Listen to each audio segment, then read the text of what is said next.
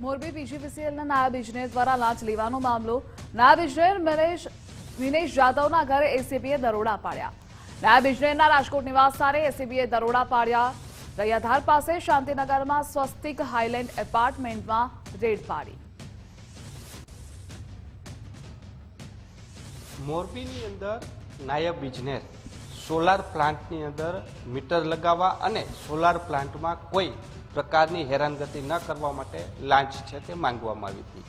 એસીબીમાં ફરિયાદ થતાં એસીબી દ્વારા છટકું ગોઠવવામાં આવ્યું હતું અને નાયબ ઇજનેર વિનેશ જાદવ છે તે રંગે હાથે ઝડપાઈ ગયા હતા।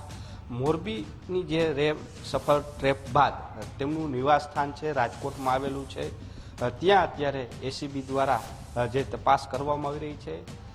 લગભગ છેલ્લા 3 કલાકથી આ તપાસ છે તે ચાલુ છે। મહત્વના દસ્તાવેજો પણ ક્યાંક તેમના હાથમાં આવ્યા હોવાની વિગત સૂત્રો પાસેથી મળી રહી છે।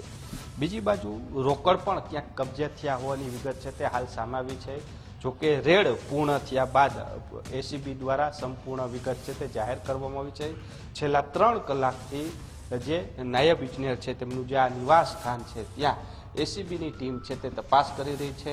ખુદ ડીવાયએસપી છે તે પણ પહોંચ્યા છે અને તપાસ છે તે કરી રહ્યા છે। એટલે કહી શકાય કે મોટી માત્રામાં જે એન્ટી કરપ્શન બ્યુરોના હાથમાં મહત્વના દસ્તાવેજો લાગ્યા છે, જે કહી શકાય કે લોકરો પણ હોવાની વાત છે તે સામે આવી રહી છે। જોકે એસીબી દ્વારા એક બાદ એક જે પુરાવા છે તે એકત્ર કરવાની કામગીરી હાલ ચાલુ છે।